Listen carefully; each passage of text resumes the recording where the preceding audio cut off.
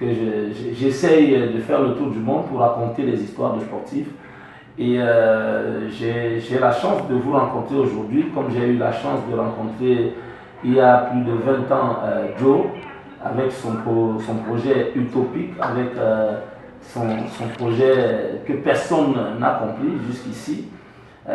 Mais il tient toujours à dire je suis indécourageable. Donc moi j'ai eu la chance d'accompagner pas mal de projets aussi dans le tennis.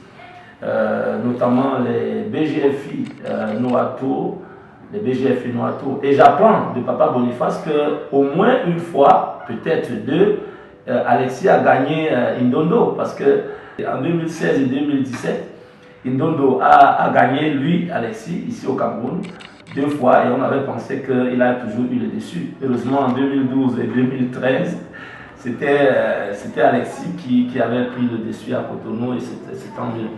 Alexis m'a parlé aussi de Papa Boniface quand il est venu pour notre tournoi, le dernier tournoi qu'on a organisé ici en décembre.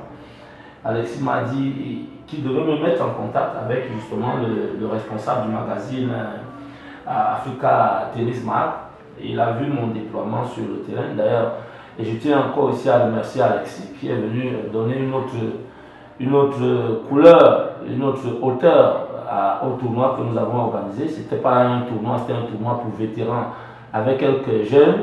On a vu que les jeunes de Ota, à travers ce tournoi, ont commencé à bousculer la vieille garde du tennis du Cameroun. Ça bouge maintenant au tennis au Cameroun. Et du coup, c'est une très très bonne chose de foncer directement dans ces tournois ITF. J'ai accompagné le BGF Noir Tour en 2018 avec une association qu'on appelle Tarasport. Les tournois futurs où justement le 4 décembre 2018, un des fils de Ota, à 20 ans seulement, gagnait son premier point, Clifford Quinn. D'ailleurs, j'ai posté la vidéo sur YouTube il n'y a pas longtemps. Donc, c'est un groupe de personnes qui sont passionnées de tennis, et je suis sûr que ce groupe est celui que Joe a pensé depuis très longtemps, et je suis très content des profils qui sont là. Arlette, elle connaît bien le Cameroun.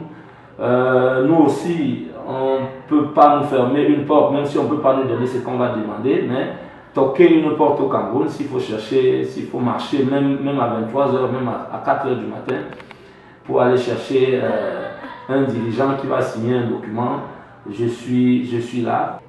Et félicitations à vous tous pour l'amour du tennis.